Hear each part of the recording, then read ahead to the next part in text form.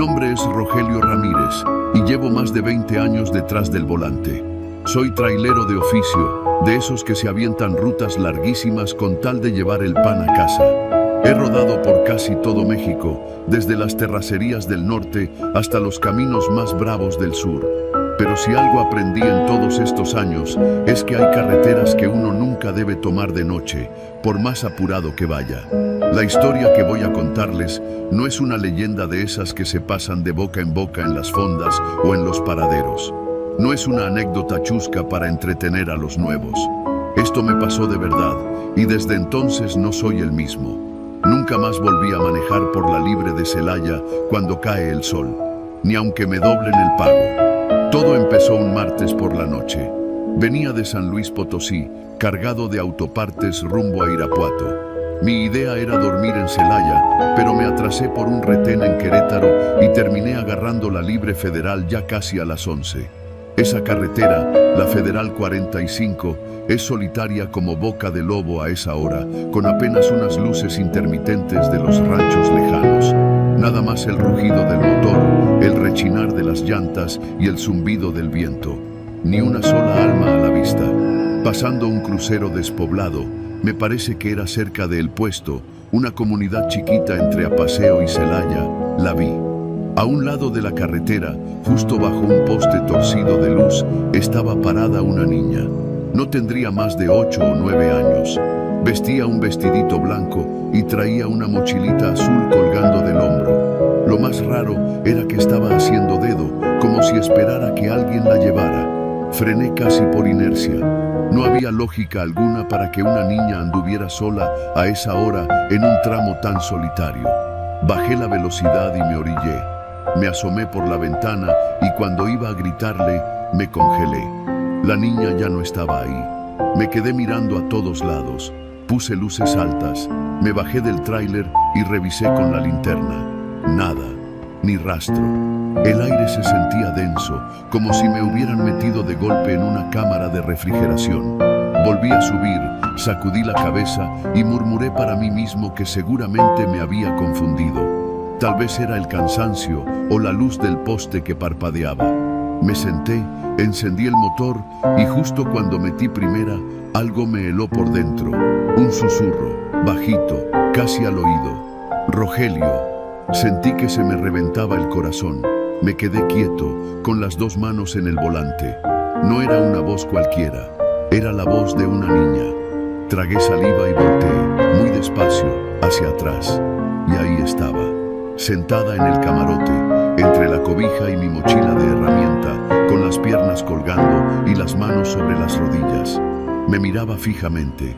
Su cara era pálida, casi traslúcida, y tenía unos ojos tan oscuros que no le distinguía las pupilas.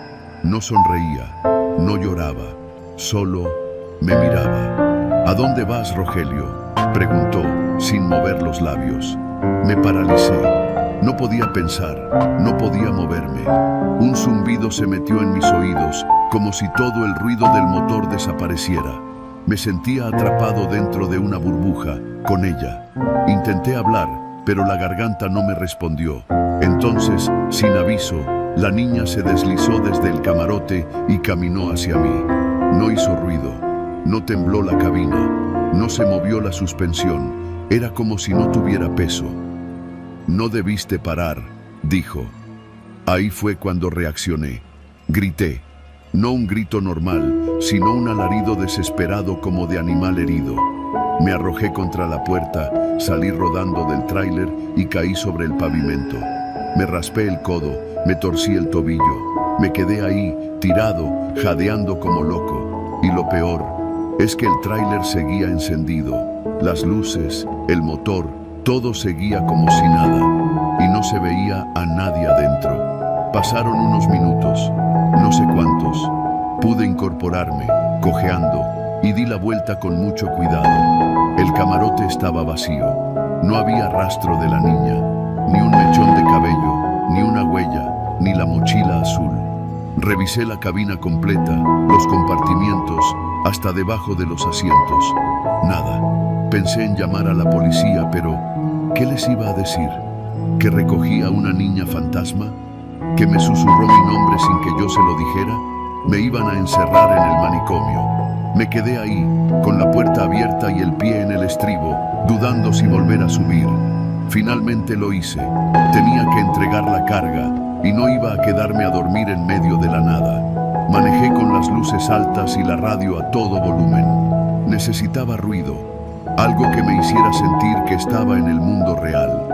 Pero la tranquilidad no duró mucho. Unos 15 kilómetros más adelante, pasé frente a un viejo cementerio rural, de esos con bardas bajas de ladrillo y cruces oxidadas, y entonces de reojo la vi otra vez, en el retrovisor, sentada en el camarote, en la misma posición, solo que esta vez sonreía, una sonrisa sin alegría, lenta, torcida, como si disfrutara verme aterrado. Pisé el acelerador con todo, como si pudiera dejarla atrás, pero no funcionó. La radio empezó a cambiar sola de estación, haciendo un chirrido infernal, hasta que se detuvo en una transmisión antigua. Era una canción de cuna, cantada por una voz rasposa, vieja, como sacada de un disco rayado. La niña empezó a cantar también. «Duérmete, mi niño, duérmete ya, que viene el coco y te comerá». Grité de nuevo, golpeé el tablero y justo cuando estaba por detenerme, todo se apagó. El motor, las luces, la radio, la niña, oscuridad total. El tráiler se detuvo en seco, sin frenar. No escuché el rechinido de llantas, no hubo vibración. Solo un silencio tan profundo que me hizo pensar que estaba muerto, pero no lo estaba. Volví a abrir los ojos, no sé cuánto tiempo después. El motor rugía otra vez.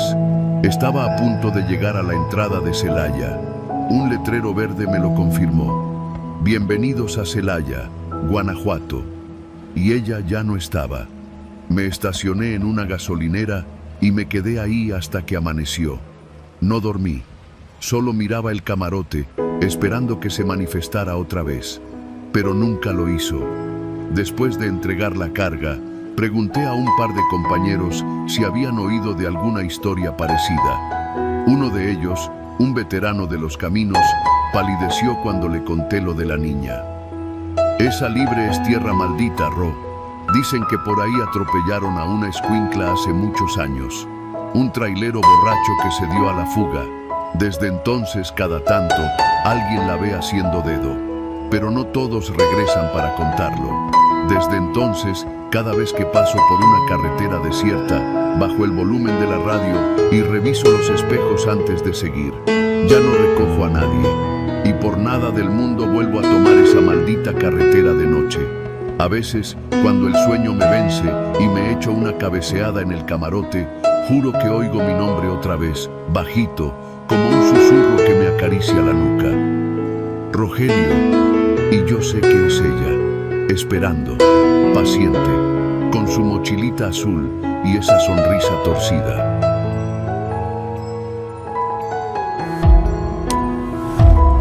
Yo nunca fui creyente de esas cosas, ni de aparecidos, ni de brujas, ni de nahuales. Crecí entre traileros, escuchando las historias que contaban en las fondas de carretera, con sus Coca-Colas sudadas y sus cigarros medio apagados. Todos juraban haber visto cosas extrañas por las noches, pero yo siempre pensé que era puro cuento para pasar el rato o para no dormirse en el volante. Hasta que me tocó vivirlo. Fue hace poco, apenas en febrero. Yo llevaba casi 15 años manejando tráiler, recorriendo las mismas rutas una y otra vez, desde Guadalajara hasta Chihuahua, subiendo por Durango, cruzando Parral y de ahí metiéndome rumbo a la Sierra Tarahumara, directo hasta San Juanito. Esa vez me tocó llevar una carga pesada de maquinaria agrícola. Tenía que entregarla temprano, así que salí de Delicias ya avanzada la noche, como eso de las 11. La carretera rumbo a la sierra es traicionera, y no hablo solo de las curvas. Esa parte de Chihuahua es vasta y solitaria, una oscuridad infinita que se traga todo. Apenas cruzas Cuauhtémoc y empieza a cambiar el aire. Ya no huele a pasto seco ni a diésel, sino a humedad y a madera vieja. Es como si alguien se colara por las rendijas del tráiler. La primera vez que lo vi fue después de la junta. El GPS ya no funcionaba bien, La señal del celular se había muerto y la neblina empezaba a caer espesa como leche. Bajé la velocidad porque no se veía ni a 10 metros. Y entonces, ahí estaba. A mi derecha, justo por donde corría la maleza del borde de la carretera, iba un perro negro. No lo noté de inmediato porque parecía una sombra más entre la niebla. Pero conforme avanzaba el tráiler, esa cosa seguía ahí, a mi paso. Era enorme. No un perro callejero cualquiera. Era más alto que un lobo, de cuerpo largo, patas delgadas y fuertes y un pelaje tan negro que no reflejaba la luz. Pensé que se iría, que se cansaría, pero no. Corría a mi lado como si nada, como si flotara. Y fue entonces cuando volteó. Nunca, en toda mi vida, había sentido una parálisis como esa. El perro tenía cara de perro, sí, pero al abrir el hocico, lo que vi fueron dientes humanos, perfectamente blancos, perfectamente alineados, como los de un actor de televisión. Pero lo peor no fue eso. Lo peor fue que me sonrió. Una sonrisa amplia, estirada, antinatural. No dejé de ver el camino, apenas lo miré de reojo, pero sentí su presencia como si me hubiera subido a la cabina. Pasó unos 5 minutos corriendo a mi lado y luego se desvaneció. No se fue, no se detuvo, simplemente desapareció. Yo no quise pensar mucho en eso. Me dije que era el cansancio, que llevaba muchas horas sin dormir, que tal vez me estaba quedando dormido con los ojos abiertos. No le conté a nadie, ni siquiera a mi esposa cuando regresé. Pero eso fue solo el principio. La segunda vez lo vi 3 días después. Ya había hecho mi entrega en San Juanito y estaba de regreso, vacío. Subí a la sierra otra vez, de noche, con la neblina todavía más densa. Esta vez lo sentí antes de verlo. Iba con la radio prendida, oyendo un programa de música norteña en la frecuencia local. Estaba empezando a cabecear cuando se cortó la señal de golpe y en su lugar solo quedó estática. De pronto, todo se quedó en silencio. Incluso el motor del tráiler sonaba más apagado. Fue como si el mundo se quedara mudo. Y entonces, ahí estaba, a la izquierda, ahora, corriendo a la par, exactamente a la misma velocidad que yo. El perro negro, el mismo tamaño, el mismo pelaje que absorbía la luz, la misma sonrisa imposible. Pero esta vez había algo más. Los ojos.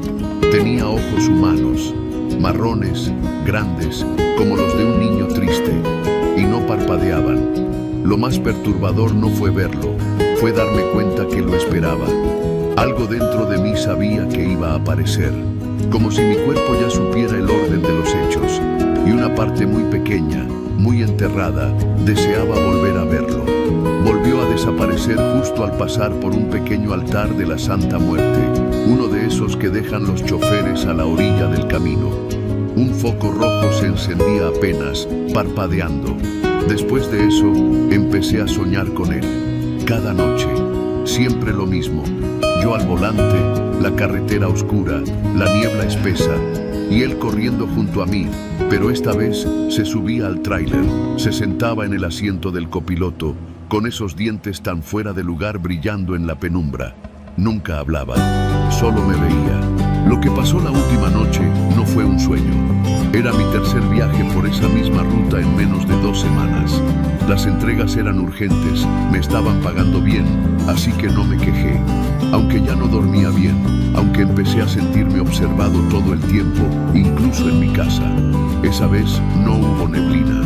El cielo estaba claro, con una luna amarilla casi llena. Pasando un tramo conocido como la Curva del Muerto, vi algo al fondo del camino. Primero pensé que era un venado, pero cuando me acerqué, vi que era él, parado, en medio de la carretera. No se movió, no hizo intento de huir, no tuve opción. Frené de golpe, con todo el peso de la carga. Las llantas chillaron, el tráiler se tambaleó, pero no me volqué. Cuando me detuve por completo, ya no estaba, ni a los lados ni atrás, nada. Bajé con la linterna en la mano, temblando. Quería asegurarme de no haberlo atropellado. Revisé cada lado del tráiler, la carretera, los arbustos, nada. Pero lo que me hizo casi vomitar fue lo que vi en el asfalto. todos juntos, como si alguien los hubiera arrancado de una sola mordida, y ni una gota de sangre. Corrí de regreso a la cabina, me encerré, arranqué con el corazón golpeando el pecho como tambora sinaloense. Ya no escuché la radio, ya no encendí la luz interior, solo manejé como si algo me persiguiera, y lo hacía. Los últimos 30 kilómetros, ese perro volvió a correr a mi lado, no en la maleza, sino en la carretera misma, con la cabeza girada hacia mí, sonriendo todo el tiempo. No parpadeaba, no jadeaba, no sudaba, solo corría. Cuando llegué al poblado, al primer semáforo, desapareció, así como si nunca hubiera estado. No encontré ni una huella. Pregunté en el taller donde me detuve si habían visto algún perro grande por ahí, y el mecánico, un señor mayor, dejó de trabajar y se me quedó viendo. Me dijo que no era el primero que preguntaba por el corredor, como algunos lo llamaban, que desde hace años lo habían visto en la zona, siempre en las noches, siempre siguiendo a los traileros solitarios, que antes decían que era un nahual, pero otros creían que era un muerto que no pudo dejar su camino. Me advirtió que no lo mirara a los ojos, que no le hablara, que si volvía a aparecer, siguiera manejando como si no estuviera. Esa fue la última vez que lo vi, pero no la última vez que lo sentí. Desde entonces, cada vez que manejo de noche, no importa si es en otro estado, si es otra ruta, siento que en cualquier momento aparecerá de nuevo.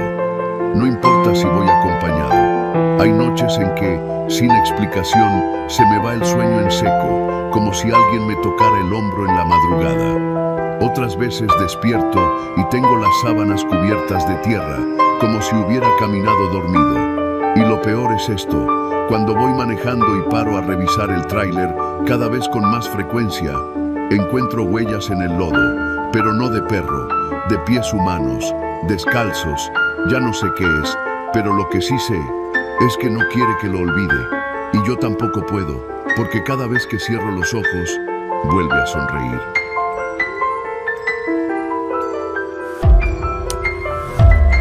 Nunca fui muy religioso, ni de esos que creen en lo sobrenatural, pero después de esa madrugada en la carretera Culiacán-Mazatlán, algo en mí cambió para siempre. No lo digo por decir. No se trata de una historia que alguien me contó en una fonda o de una anécdota pasada de copas entre compañeros de ruta. Esto me pasó a mí, lo viví, y todavía hay noches en que me despierto empapado en sudor, con la radio CB encendida, esperando volver a escuchar esa voz, esa maldita voz que no debía estar viva. Era la noche del jueves, ya pasaban de las 11. El viento soplaba caliente, como si la Sierra Madre estuviera respirando sobre la carretera. Yo venía manejando un Kenworth rojo modelo 99, con el remolque lleno de electrodomésticos que debía entregar en Tepic. Había salido de Culiacán un poco tarde porque uno de los cargadores se puso necio con el papeleo. Ni modo, era de noche, pero esa ruta la conocía como la palma de mi mano. Más de 15 años manejando me habían curtido los nervios. Traía mi café del Oxxo, mi playlist de corridos viejos y la radio CB encendida por si algún compa venía cerca. Esa radio es nuestra línea directa, casi como un lazo de sangre entre los que andamos en el camino. A veces sirve para contar chistes, otras para avisar de retenes o vacas muertas atravesadas. Pero esa noche fue distinta. A la altura del kilómetro 108, poco antes de pasar por el entronque hacia Elota, escuché el ruido característico de la estática que se cuela en el canal 9 del CB. Pensé que alguien estaba sintonizando mal o que venía una tormenta, pero entonces, entre ese zumbido, se escuchó algo que me hizo soltar el vaso de café sobre mis piernas. Gallo, ¿me copias? Aquí el conejo. Cambio. Esa voz no era cualquier voz, era la de César, el conejo, mi compa trailero desde los años mozos. Juntos habíamos rodado por todo el norte. Lo conocí en la central de abastos de Hermosillo y desde entonces éramos inseparables. Pero César había muerto. 5 años atrás, en esa misma carretera, justo a la altura del kilómetro 123. Lo encontraron calcinado dentro de su cabina después de que se le volcara el tráiler por esquivar un caballo suelto. No quedó casi nada reconocible de él, apenas un anillo que su esposa le había regalado. Me quedé helado. Agarré el micrófono con manos temblorosas y lo apreté contra mi boca. ¿Quién habla? Repito, ¿quién chingados habla? Hubo un silencio breve, como si el aire se hubiera detenido. Luego, la misma voz, más clara esta vez. Gallo, no frenes, no bajes la velocidad. Mantente en el carril izquierdo cuando salgas de la curva. No hagas caso a lo que veas, ¿entendido? Yo estaba paralizado. Conejo, ¿eres tú? Pero la radio se llenó de estática de nuevo, como si alguien hubiera soltado el canal. Pisé el acelerador sin darme cuenta. Mi corazón latía con fuerza en el pecho. Pensé que quizá estaba cansado, que el insomnio me estaba pasando factura, pero algo, en lo más profundo de mi instinto, me decía que no estaba alucinando. Esa voz no era una grabación, no era una broma, era César. 5 kilómetros después, empecé a notar que la carretera se tornaba más densa. No sé cómo explicarlo. La neblina apareció de golpe, baja y espesa, como si alguien hubiera derramado leche sobre el asfalto. Bajé la velocidad por reflejo, pero entonces me acordé de lo que la voz había dicho. No frenes. Seguí a velocidad constante. Las luces del tráiler apenas iluminaban 2 metros adelante. Y entonces lo vi. Una figura parada en medio del carril derecho. Un niño. Un pinche niño descalzo, en pijama, con la cabeza agachada y los brazos colgando. Mi primer impulso fue frenar con todo, pero me sonó la voz de César en la cabeza. No bajes la velocidad, mantente en el carril izquierdo. Giré el volante con fuerza, pasé al carril izquierdo y lo esquivé por centímetros. Al mirar por el retrovisor, el niño ya no estaba. Ni rastro, ni sombra, nada. Volví a agarrar el CB. Conejo, aquí el gallo. ¿Qué chingados fue eso? La radio respondió con la misma tranquilidad que él usaba cuando hablábamos en la madrugada. Vienen más, no mires a los lados, pase lo que pase, no los mires. Y entonces comenzó el desfile. A los pocos minutos, del lado derecho del camino, empecé a ver siluetas. Personas paradas junto al asfalto, algunas con ropa vieja, andrajos, otras desnudas. Hombres, mujeres, incluso ancianos. Todos con la misma expresión, la cabeza agachada y los brazos sueltos. No se movían, solo estaban ahí, como esperando algo. Apreté el volante con tanta fuerza que los nudillos me dolían. Pasé junto a ellos sin mirar, como César había dicho. Pero en un momento, uno se movió. Fue solo una mujer, de cabello largo y negro, que levantó la cabeza cuando pasé frente a ella. Su rostro era blanco, sin ojos, solo cuencas oscuras. Abrió la boca lentamente, como si quisiera gritar, pero no salió ningún sonido. Tuve que morderme la lengua para no voltear. El sudor me escurría por el cuello, pegando la camiseta al asiento. No lo hagas, gallo, dijo la voz por la radio. Si los miras a los ojos, te vas con ellos. Y justo entonces lo entendí. Esos no eran vivos, eran los muertos de la carretera. Aquellos que habían fallecido en accidentes, los que fueron abandonados, los que murieron solos en el pavimento caliente del norte de Sinaloa. Y ahora estaban ahí, esperando que alguien más los acompañara. Avancé así por casi 15 kilómetros, con el alma en un hilo, hasta que la neblina se empezó a disipar poco a poco. Y entonces, el kilómetro 123, el lugar donde César había muerto. Vi la cruz al lado de la carretera, adornada con flores de plástico y una veladora apagada. Me dieron ganas de parar, de bajarme, de hablarle, pero la voz volvió una última vez, clara y firme. Gracias por seguir manejando, gallo. No olvides que aquí seguimos rodando, aunque sea del otro lado. Cambio y fuera. Y se cortó. Desde entonces, no volví a escuchar su voz en la radio. He recorrido esa ruta muchas veces después, pero nunca volvió a pasar algo parecido.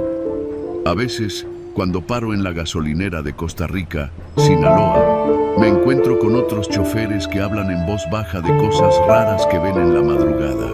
de niños que cruzan sin voltear, de viejitas sentadas en el acotamiento, de luces que aparecen y desaparecen, y yo solo les digo que no frenen, que no miren, que mantengan su carril, y que, si algún día escuchan la voz de alguien que ya no debería estar en este mundo, le hagan caso, porque en esta carretera los muertos no descansan, solo esperan que alguien más se desvíe del camino.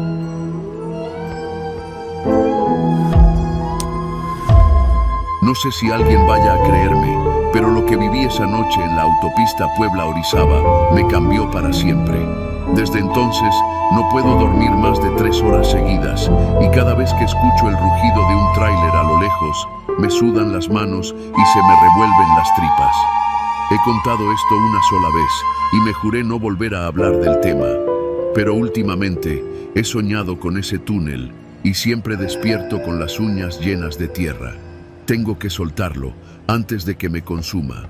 Yo trabajaba como repartidor para una empresa de plásticos en Tehuacán. A veces me tocaba llevar carga a Veracruz y aunque la ruta era pesada, ya me la sabía de memoria. Salía en la noche, manejaba con mis termos llenos de café y con la radio sintonizada en alguna estación local para no dormirme. Esa madrugada salí como a eso de las 3, porque quería ganarle al tráfico de los camiones cañeros que se juntan a la altura de Ciudad Mendoza. Llevaba un cargamento ligero, puras cajas con tapaderas de envase, así que el viaje debía ser tranquilo. Todo iba normal. Pasé por Amozoc, luego por Acatzingo, y ya me acercaba a Esperanza. El cielo estaba limpio, sin luna, y las luces de los cerros se veían como estrellas dormidas. La carretera se extendía negra y vacía frente a mí. De repente, vi que por el retrovisor se acercaban unas luces altas y sentí el retumbar de un motor potente. Era un tráiler, pero no uno cualquiera. Desde que me rebasó lo sentí raro. El motor sonaba como si no tuviera filtro, grave, cavernoso, como si no saliera de un motor sino de algo vivo y enorme. Pero lo más extraño fue que, cuando el tráiler pasó junto a mí, no vi a nadie en la cabina. Ni silueta, ni sombra, ni reflejo. Solo un volante moviéndose solo y unas manos negras marcadas en el parabrisas, como si alguien hubiera presionado los cristales con grasa vieja. Frené un poco, pensando que tal vez me estaba afectando el sueño. Pero el tráiler se fue directo y tomé la decisión más estúpida de mi vida. Lo seguí. Aceleré hasta mantenerlo a la vista. Iba parejo, sin hacer cambios de velocidad, pero lo que me inquietaba era que ninguna luz del tráiler iluminaba el pavimento. No proyectaba sombra, ni siquiera reflejo en los señalamientos. Era como si flotara. Después de unos 5 kilómetros, justo pasando una curva antes de Maltrata, vi algo imposible. Frente a nosotros apareció un túnel que jamás había estado allí. No era uno de esos pasos cortos como el de San José Cuyachapa, no. Este era grande, redondo, cubierto de humedad, con paredes de piedra que parecían sudar lodo. No tenía letreros, ni luces, ni señales de advertencia. Solo estaba ahí, como si siempre hubiera estado. El tráiler entró sin frenar. Yo, idiota, lo seguí. Adentro, todo se oscureció. Mi camioneta chilló por dentro, como si le doliera estar ahí. El aire se volvió espeso, y el olor, Dios, ese olor. A tierra mojada, a hierro oxidado, a sangre vieja. Apagué la radio, no porque yo quisiera, sino porque se murió sola. Ni el foquito del tablero quedó encendido. Sentí que me estaba hundiendo en un pozo. Avancé unos minutos, no sé cuántos. Perdí toda noción del tiempo. El túnel parecía interminable. Intenté frenar, pero los frenos no respondían. Fue entonces cuando vi que algo se movía a los lados. Primero pensé que eran sombras. Luego me di cuenta que eran personas. O lo habían sido. Figuras de piel cuarteada, sin ojos, con bocas torcidas como si gritaran sin ruido. Algunos llevaban uniformes de traileros, otros iban descalzos y con ropa desgarrada, como si hubieran salido de un accidente. Todos caminaban pegados a las paredes, tocando la piedra con las palmas, como buscando una salida que no estaba ahí. Uno se detuvo junto a mi ventana. Le vi la cara, o lo que quedaba de ella. Tenía la piel colgando del pómulo y los dientes al aire. Me miró con los huecos de sus ojos y alzó la mano, señalando hacia adelante. «Ya no hay vuelta atrás», dijo, pero no lo escuché con los oídos. Su voz me sonó dentro del cráneo. En ese momento supe que si seguía no saldría nunca. Levanté el pie del acelerador, aunque no tenía control de nada. Me aferré al volante y grité. No sé por qué, pero grité tan fuerte que sentí que algo dentro de mí se rompía. Y en ese grito algo cambió. Vi una luz, pequeña, lejana, como el faro de una patrulla. Me aferré a esa esperanza. Seguí gritando, golpeando el tablero, pidiéndole a Dios, a la Virgen, a mi madre muerta, que no me dejara ahí. Y entonces el túnel terminó. Salí disparado a la autopista, a plena curva de Maltrata, y si no hubiera reaccionado, me hubiera ido directo al voladero. Frené con todo lo que tenía y me orillé. Vomité, lloré. Me quedé ahí casi una hora, temblando. El sol apenas estaba saliendo.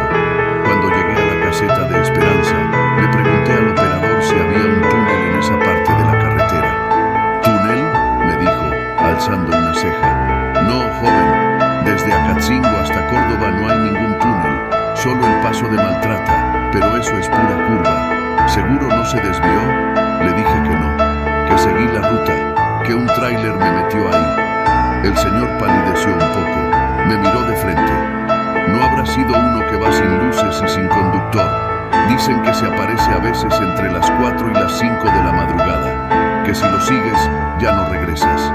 No respondí, solo le di el dinero de la caseta y me fui. Pero desde ese día dejé ese trabajo. No volví a manejar de noche. Cada vez que paso por esa zona, lo hago de día y sin detenerme. Una vez, ya de regreso en Tehuacán, llevé mi camioneta con el mecánico, porque desde aquella noche se sentía rara. La radio no volvió a prender. Las luces parpadeaban solas. Él abrió el motor y sacó algo que aún me pone la piel de gallina. Era una mano, no una mano completa. Era como un molde de hueso seco, con los dedos torcidos. Estaba atorado entre el motor y el radiador. El mecánico me dijo que era una rama vieja, pero yo sé lo que vi. Desde entonces he soñado con el túnel. No todas las noches, pero sí las suficientes como para que ya no duerma en paz. En el sueño siempre estoy dentro y el tráiler va adelante, cada vez más lejos. Las paredes respiran, se contraen como si el túnel estuviera vivo, y las voces de los otros atrapados me llaman por mi nombre.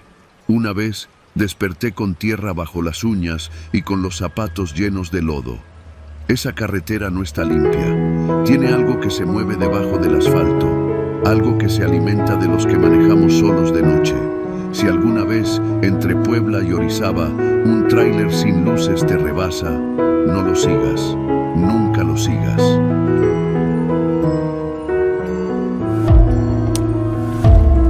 Desde hace más de 15 años me dedico al transporte de carga en tráiler. No soy de los que se quejan mucho. He cargado de todo: alimentos, materiales de construcción, ganado, químicos, incluso carros desmantelados. Hay rutas pesadas, sí, pero nada como la línea entre Reynosa y Monterrey. Esa carretera no solo es una de las más transitadas por los traileros, sino también una de las más jodidas por lo que no se ve. No hablo de baches, ni de retenes ilegales, ni siquiera de los asaltantes que se camuflan como soldados. Hablo de lo otro, de lo que no se explica. Yo me llamo Aurelio Sánchez, tengo 48 años, y lo que voy a contar no es una historia que uno se inventa para pasar el rato en la gasolinera mientras se come un burrito y un café de termo. Esto me pasó hace poco, cuando transporté una carga que, hasta la fecha, me cuesta creer que existió de verdad. Era un martes. Recuerdo bien porque los martes casi nunca hay movimiento pesado, pero esa vez me hablaron de una carga urgente desde un parque industrial en Reynosa. Me citaron al filo de las 3 de la tarde. La empresa, según la hoja, se llamaba Logística Integral del Norte. Nunca la había escuchado, pero los papeles estaban en orden, firmados por un ingeniero de nombre Alfredo Serrano. Me mandaron cargar en un área cerrada, diferente al muelle donde normalmente esperan los tráileres.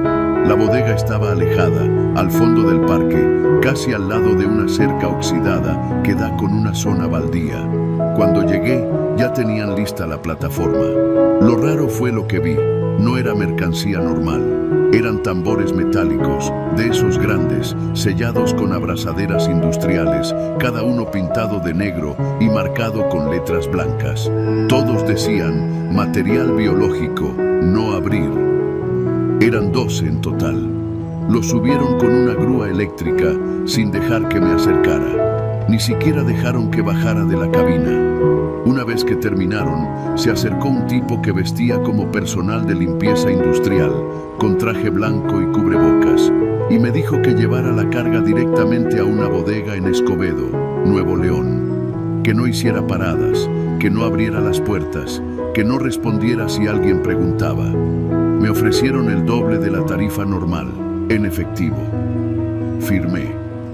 Nunca había rechazado dinero fácil, aunque algo me olía raro. No fue sino hasta que pasé el segundo retén de la policía estatal, cerca de San Fernando, que empecé a notar algo extraño. Ya llevaba más de una hora de camino, sin problemas, hasta que frené porque un tráiler había volcado y nos hicieron esperar. Fue cuando lo escuché por primera vez. Golpes.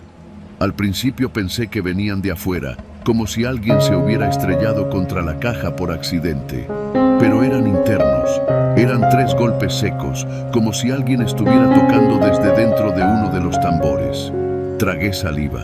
Subí el volumen del estéreo, tratando de hacerme pendejo, pero entonces volvió a sonar. Esta vez 5 golpes, más rápidos, más fuertes. Miré por el retrovisor como si esperara ver algo moverse. No vi nada. A los pocos minutos reanudamos la marcha. 40 minutos después, en la curva de González, tuve que frenar otra vez por una revisión militar. Mientras revisaban mis papeles, los escuché de nuevo. Pero esta vez no solo eran golpes, era un chillido, como de animal herido, pero ahogado, sofocado, inhumano. Me asomé discretamente entre la cabina y el remolque, como si pudiera ver a través de la caja cerrada. Nada. El soldado revisó la hoja, me preguntó qué llevaba, le mostré la orden sellada y sin más me hizo seguir. Conduje lo más rápido que pude. El sol empezaba a caer y yo ya iba empapado de sudor. No había aire acondicionado en la cabina y el calor del pavimento parecía venir de abajo como si el diablo lo soplara. Fue justo después del entronque con General Bravo cuando empecé a escuchar los golpes más seguido. Ya no eran aislados, eran constantes, como si algo o alguien estuviera tratando de salir. Golpes desesperados. Algunos parecían incluso rítmicos, como si quisieran comunicarse. En ese momento me estacioné a un lado de la carretera, temblando. Me bajé a revisar. Caminé despacio hasta la parte trasera de la caja, escuchando con atención. El calor era sofocante. Me puse guantes y toqué la puerta. Silencio. Apoyé el oído. Silencio. Pero cuando puse la mano sobre el candado, un tambor golpeó desde adentro con tanta fuerza que la caja entera se sacudió. Retrocedí de un brinco. No había viento, no había razón para que vibrara así. Subí a la cabina como pude, encendí el motor y seguí manejando, sin mirar atrás. No paré hasta que llegué a la aduana interna de Escobedo. Ya era de noche. El tipo que me recibió, un señor flaco de barba descuidada, me dijo que dejara la caja en un muelle sin cámaras. Estaciona y vete. El pago está en el sobre, me dijo sin mirarme. Ni siquiera se acercó a la caja, como si supiera. Cuando me bajé para entregar los papeles, vi que algunos de los tambores habían cambiado de posición. Lo juro, uno estaba ladeado, otro se veía abollado como si algo hubiera golpeado desde adentro con fuerza bruta. Me largué sin decir nada. Esa noche, cuando regresaba a Monterrey con la caja vacía, recibí una llamada desconocida. No contesté. Luego entró un mensaje. No digas nada, no abras la boca. Ellos escuchan desde donde los dejes. Bloqueé el número. Me encerré en mi casa 3 días. No dormí bien por semanas. Soñaba con los tambores, con sus sonidos, con algo que susurraba mi nombre desde dentro. Lo peor no fue eso. Lo peor vino un mes después, cuando me contactó otra empresa de logística distinta, pidiéndome hacer un envío especial desde Veracruz hasta León. Cuando pregunté qué clase de carga era, me dijeron: tambores, 12, sellados. Ya sabes cómo se maneja. Rechacé de inmediato, pero desde entonces, cada vez que paso por una carretera solitaria, sobre todo de noche, juro que escucho los mismos golpes, muy a lo lejos. Aunque no lleve nada en la caja, aunque el camión esté vacío, a veces me detengo, reviso todo, nada. Y cuando regreso a casa, siempre encuentro la misma marca en la parte trasera de la caja. Una mano, impresa en óxido o sangre seca, no lo sé. Pero es real, no se borra con agua, no se quita con solvente. Solo una vez me atreví a tocarla con la palma abierta, y esa noche soñé que yo estaba adentro, gritando, golpeando, pidiendo que alguien me sacara, pero nadie escucha, nadie abre. Y ahora entiendo, no transporté algo, transporté a alguien, o algo que una vez fue alguien, y sigue golpeando, en alguna caja, en algún tráiler que va por la carretera, mientras tú lees esto, golpeando, esperando.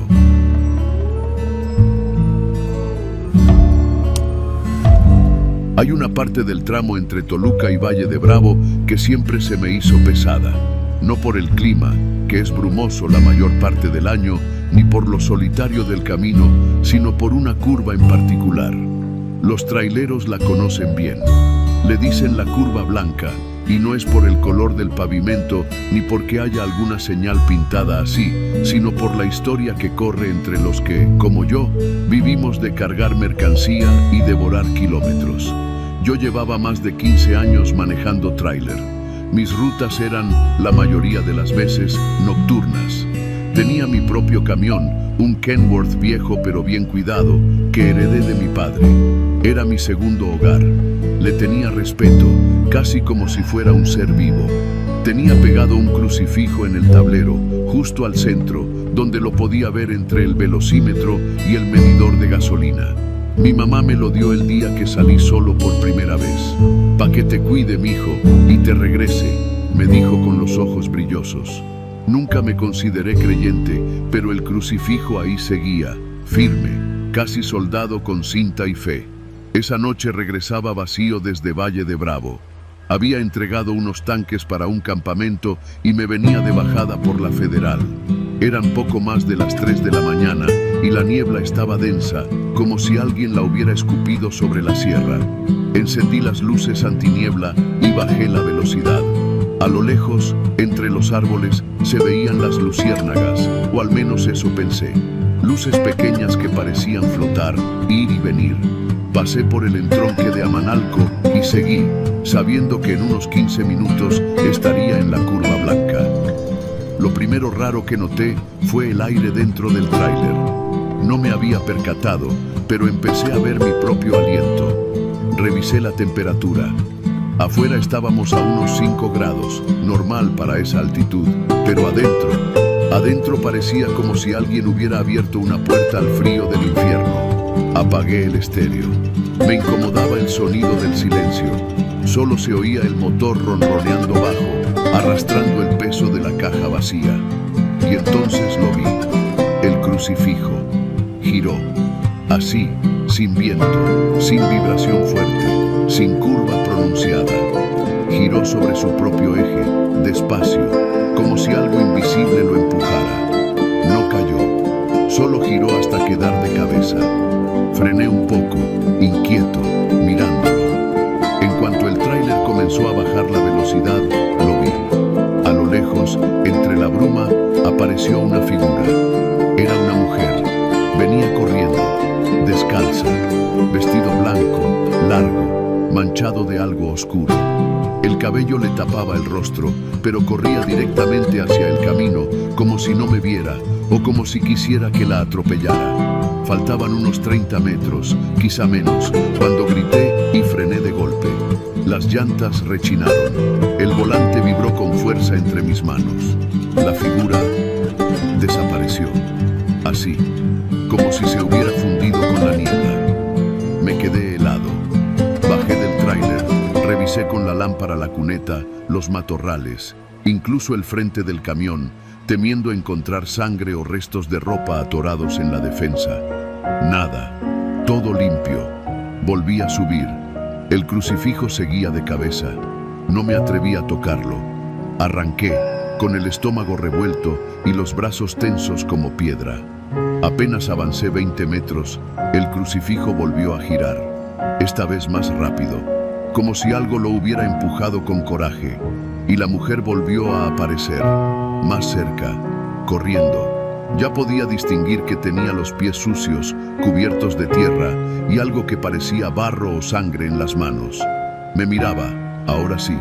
Sus ojos eran grandes, oscuros, y estaban llenos de una rabia seca, vieja, como si no me viera a mí, sino a alguien más, o algo más. Volví a frenar, esta vez no tan fuerte. Cerré los ojos por reflejo. Cuando los abrí, no había nadie, nada, niebla, oscuridad, soledad, y el crucifijo otra vez de cabeza. Pasé la curva como pude. No había señal de que algo extraño hubiera ocurrido. No choqué, no me accidenté, pero ya no era el mismo.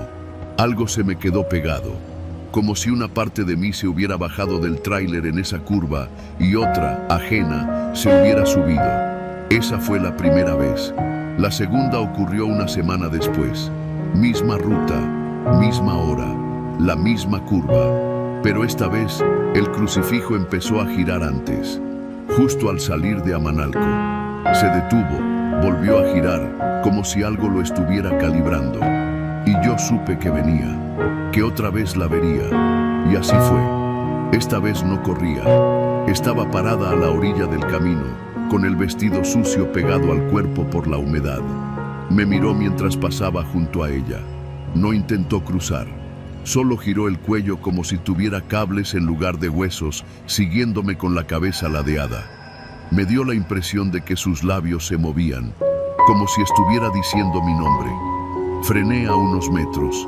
Bajé temblando, pero no estaba. Nada. Y cuando subí, vi algo que me hizo sentir que el aire se me iba a salir del cuerpo. El crucifijo no estaba. Ya no estaba. Había una mancha húmeda, como si algo con los dedos sucios lo hubiera arrancado de golpe. Revisé el tablero. No estaba en el suelo. No estaba en los asientos. No estaba en ninguna parte. Desde ese día, cada que paso por esa curva, la veo. A veces corre, a veces está parada. A veces incluso he jurado verla sentada en la defensa, como si me esperara. Empecé a preguntar discretamente a otros choferes. No todos hablaban, pero algunos, los más viejos, los que ya tienen las venas llenas de asfalto y café, me dijeron que sí, que esa curva tenía historia. Cuentan que hace muchos años, cuando el camino era más angosto y no había tanta vigilancia, una mujer joven fue arrojada desde un tráiler en movimiento. Dicen que era una de esas muchachas que se suben a pedir aventón y que el chofer que la recogió tenía intenciones sucias. Nadie sabe exactamente qué pasó, pero la encontraron días después, enredada en los matorrales, con el vestido desgarrado y la cara irreconocible. Nadie reclamó el cuerpo. No hubo velorio. La enterraron en una fosa común. Desde entonces, dicen, se aparece en esa curva. Pero lo más raro es que solo la ven los que llevan crucifijo en el tablero. Y cada que aparece, el crucifijo gira solo. Ahora lo entiendo. No gira por ella. Gira porque algo más la sigue. Algo que la empuja, que la fuerza a mostrarse. Como si fuera una advertencia. Un aviso para los vivos de que algo oscuro, mucho más oscuro que ella, se arrastra por esa curva en la madrugada. Yo no he vuelto a pegar un crucifijo en el tablero, pero a veces, incluso sin tenerlo, juro ver algo moverse en la cabina cuando paso por ahí. Un reflejo, una sombra, una mujer descalza corriendo hacia mí, que desaparece antes de que pueda gritar. Y en mi cabeza resuena una frase que nunca dije en voz alta, pero que se me clavó desde aquella noche. Si alguna vez ves al crucifijo girar, ya es demasiado tarde para evitarla. Ahora lo sé. No importa cuánto lo ignores. Si ella te elige, vas a verla una y otra vez, hasta que le respondas, hasta que pares. Y entonces, tal vez, no se desvanezca. Tal vez esta vez sí logre subirse, y si lo hace, que Dios te agarre confesado.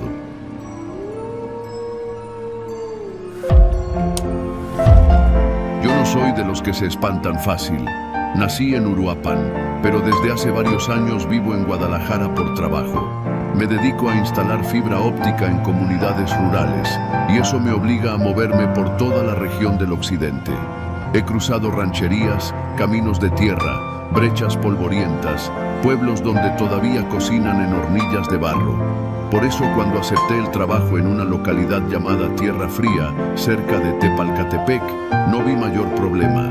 Era martes por la tarde cuando terminé la instalación. El sol empezaba a bajar entre los cerros, coloreando el cielo de un rojo sucio.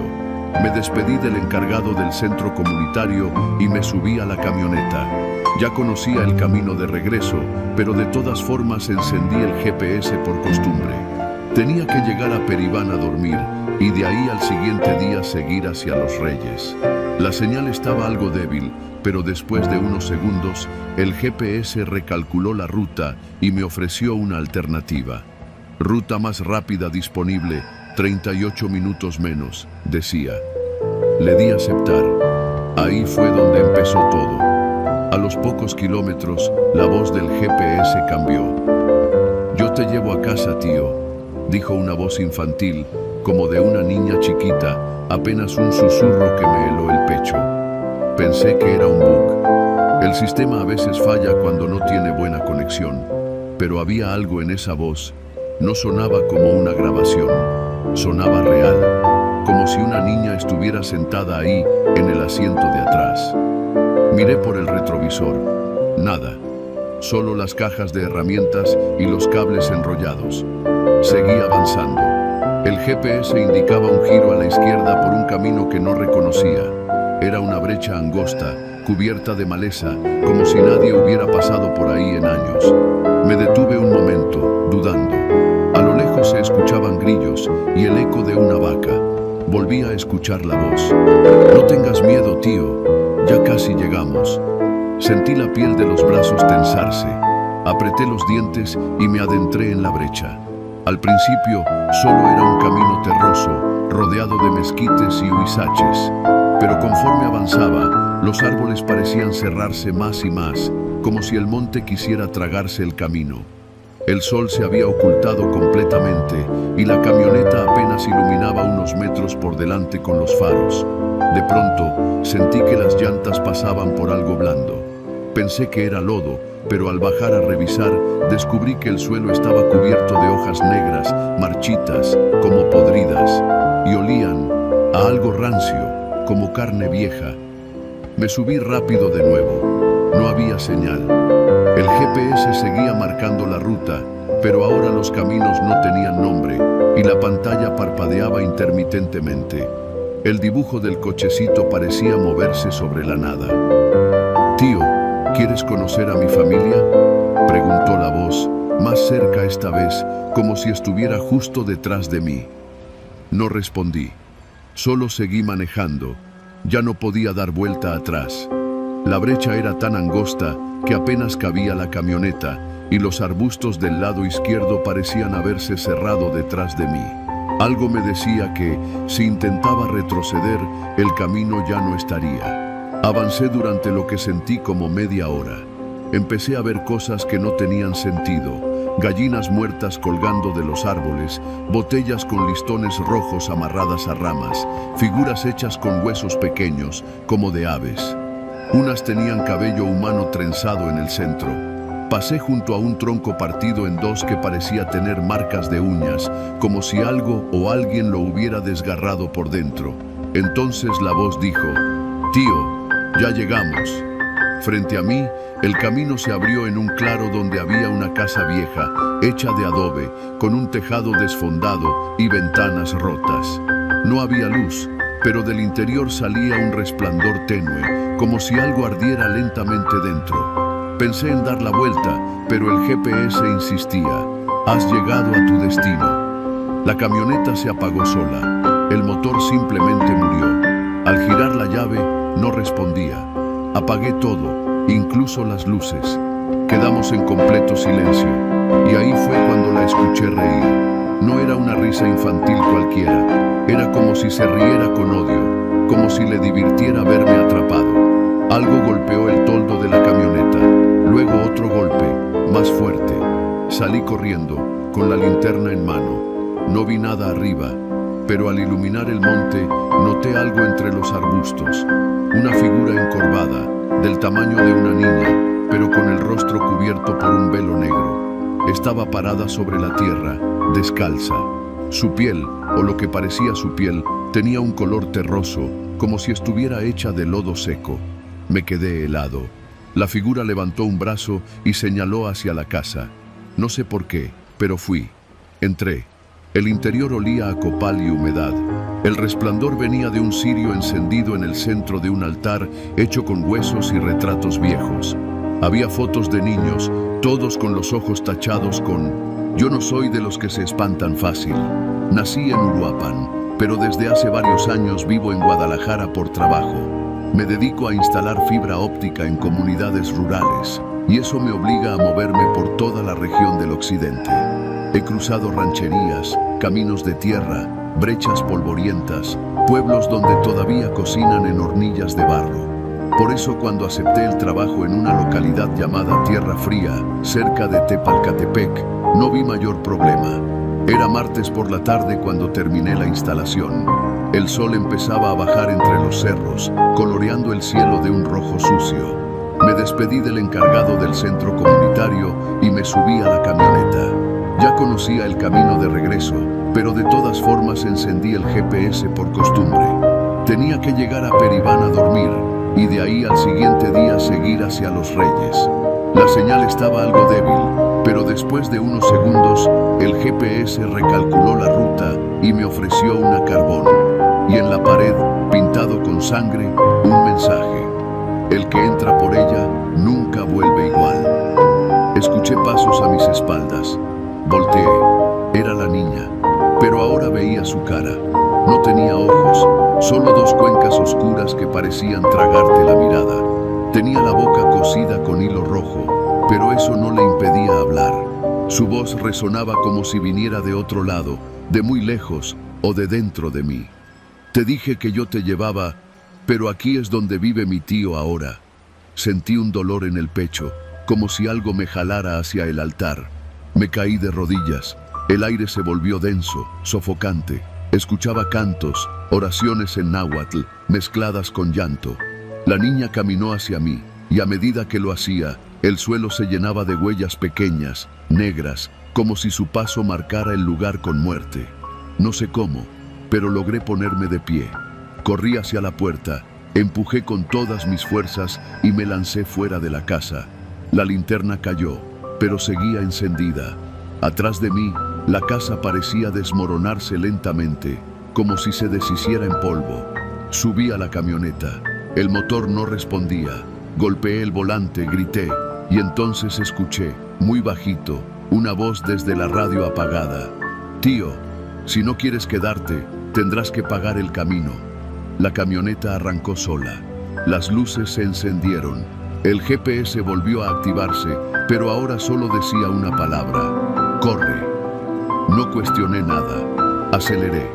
El camino que antes estaba cerrado, ahora se abría frente a mí, como si algo invisible lo despejara.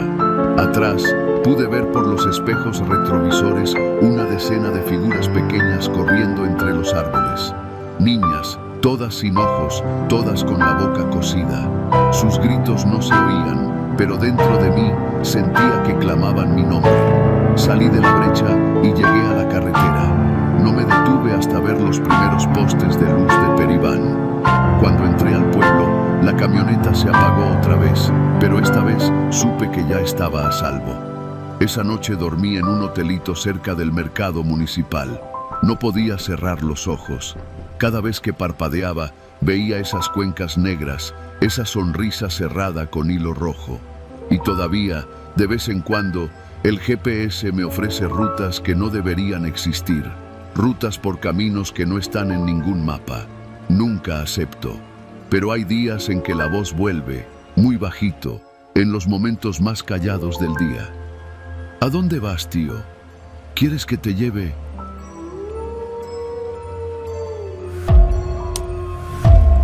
No era la primera vez que manejaba toda la noche.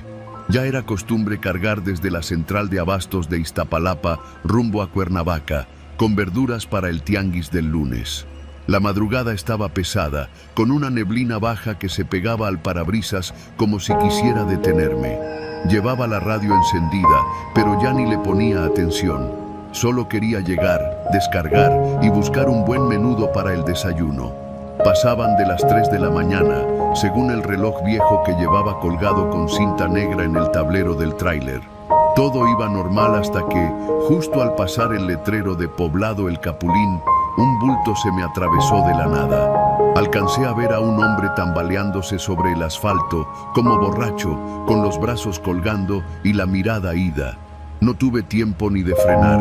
Escuché el golpe seco. El cuerpo voló hacia un costado del camino. El tráiler se sacudió como si hubiera pasado por un tope. Me quedé helado. Me detuve unos metros más adelante, el corazón reventándome en el pecho. Lo primero que pensé fue en echarme la culpa. ¿Y si venía drogado? ¿Y si lo maté? Pero también pensé, ¿qué hacía cruzando a esta hora en plena neblina sin ver hacia los lados? Apagué el motor y bajé con la linterna. El aire era frío, húmedo y olía a tierra mojada con diésel. Caminé de regreso sobre el asfalto resbaloso. A cada paso, el miedo me apretaba el pecho más fuerte. Cuando llegué al cuerpo, me quedé quieto. No era por el hombre tirado, era por lo que vi a su lado. El muerto era yo. Mi cuerpo yacía ahí, con la cabeza ladeada y un charco oscuro escurriendo debajo del cráneo. La camisa que traía puesta, una de cuadros azules que me regaló mi hija, estaba rasgada del pecho. Mis botas, mis manos llenas de callos, incluso el rosario de San Judas que siempre traigo colgado, todo estaba ahí, igualito. No era alguien que se me pareciera, era yo. No cabía duda. Sentí que me deshacía por dentro. Toqué mi cara, mi pecho. No había sangre, no había heridas. Pero entonces, ¿qué era yo? ¿Un espíritu? ¿Un fantasma que no se había dado cuenta que había muerto? Retrocedí unos pasos, tropezando, y la linterna cayó al suelo. Cuando volví a levantarla, el cuerpo había desaparecido. Quise pensar que estaba alucinando, que era el cansancio. Pero cuando regresé al tráiler, lo encontré apagado, con las luces muertas, como si llevara horas detenido. Y ahí adentro, al volante, también estaba yo. Sí, otra vez. Mi cuerpo rígido, con los ojos abiertos, la boca medio abierta, sangrando por la nariz. Era imposible. Corrí, grité, lloré, grité mi nombre, grité auxilio, pero nadie me oía, nadie. Intenté prender el tráiler, nada. Caminé hasta el Capulín, no había ni un alma. Las casas cerradas, las luces apagadas, ni un perro ladrando. El pueblo parecía congelado. Cuando toqué la puerta de una casa que recordaba por una tiendita, nadie respondió. Quise mirar por la ventana y dentro no había nada, ni muebles, ni cortinas, como si nunca hubiera vivido nadie ahí. Seguí caminando. El único sonido era el de mis pasos y un leve zumbido que se me metía en los oídos, como si algo me murmurara desde dentro de la cabeza. Entonces lo volví a ver, al mismo hombre que atropellé. Caminaba descalzo por la orilla de la carretera, arrastrando los pies como si no tuviera tendones. Tenía el cabello largo, mojado, cubriéndole la cara. Su camisa blanca estaba tan sucia que parecía ceniza pegada al cuerpo. Lo seguí, con miedo pero sin poder evitarlo. «Oye», le grité, «espérate, ¿qué eres tú? ¿Qué soy yo?» El hombre no respondió. Se detuvo justo debajo de un árbol viejo, torcido, que parecía haberse muerto de pie. Entonces levantó la cara. No tenía ojos, solo cuencas negras, como quemadas. «Tú ya no perteneces aquí», dijo con una voz hueca, como un eco de ultratumba. Quise correr, pero mis piernas no respondieron. El suelo empezó a abrirse, no en la tierra, sino debajo de mí, como si el mundo mismo se estuviera desgajando. Me hundía. Caía hacia adentro de algo invisible, como si lo real se rompiera en pedazos. Entonces desperté. Estaba de nuevo al volante, el motor del tráiler encendido. El reloj marcaba las 3:12, pero todo tenía un color distinto. El cielo seguía negro, pero la luz del tablero parecía más opaca. Mis manos temblaban. Toqué mi cara, sudor, respiraba. Fue un sueño, me dije, un mal sueño. Arranqué el tráiler. Quería salir de ahí cuanto antes, pero al avanzar, vi otra vez el cuerpo en el camino. Me detuve en seco. Era distinto. Ya no era yo, era otro hombre. Pero al bajar y acercarme, vi que ese hombre también era yo. Otra versión, con distinta ropa. Esta vez, con la chamarra que dejé de usar hace años, la que perdí en Mazatlán. Su cara estaba destrozada, pero reconocía mi propio rostro. Me alejé, sin saber a dónde correr. El camino se estiraba hacia adelante como si no tuviera fin. La señal del celular no existía. Todo era silencio. El mundo entero se sentía detenido. Empecé a ver cosas en los árboles, siluetas, personas colgadas, pero no muertas. Se movían, sus cabezas giraban como búhos, me miraban. Algunos reían, otros murmuraban mi nombre. Uno de ellos, una mujer de cabello enredado, se me acercó. Tenía la cara podrida, con gusanos saliéndole por la boca. Tú cruzaste sin mirar, me dijo. Este no es tu lugar, pero tampoco puedes regresar. La noche se tragó su voz. Me arrodillé en el asfalto. Lloré, recé. Prometí cambiar, ser mejor persona. Prometí no volver a tomar, no volver a dormir al volante. Pero nada cambiaba. Entonces escuché el radio del tráiler encenderse solo. Una canción vieja, de esas de los Tigres del Norte, pero tocada al revés. Sonaba como un lamento. Pasaron lo que sentí como horas. Caminé sin rumbo hasta que, a lo lejos, vi luces. Eran faros. Un coche venía por el carril contrario. Corrí hacia él, agitando los brazos. Pero cuando estuvo a punto de pasarme, me atravesé. No sé por qué lo hice. Tal vez ya estaba loco. Tal vez solo quería probar si todavía estaba vivo. El coche frenó con un chirrido largo y me vi volar por los aires. Caí. Y cuando abrí los ojos, estaba en el suelo, otra vez. Pero ahora no era un espíritu. Tenía dolor, mucho dolor. Escuchaba voces, gente. Alguien gritaba que llamaran a una ambulancia. Una mujer lloraba. Me levantaron. Sentí manos reales, calientes. Y cuando abrí los ojos bien, vi la cara de un paramédico. Me decían que había sobrevivido de milagro, que solo tenía una pierna rota y una conmoción. ¿Cómo te llamas?, me preguntaron. Enrique Rosales, dije, apenas con voz. Uno de ellos se quedó pálido. ¿Seguro? Porque ya habían encontrado una credencial con ese nombre. Pero el cuerpo estaba irreconocible.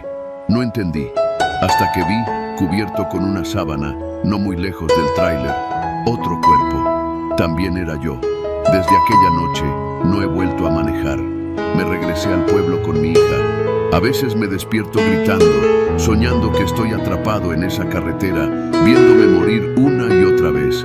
Y a veces, cuando pasa un tráiler por la carretera México-Cuernavaca a medianoche, algunos dicen que ven a un hombre parado en medio del camino, con la cara igualita a la mía. A veces se detienen y cuando bajan se encuentran con algo que no pueden explicar. Dicen que uno nunca debe cruzar sin mirar. Yo crucé y todavía estoy pagando el precio.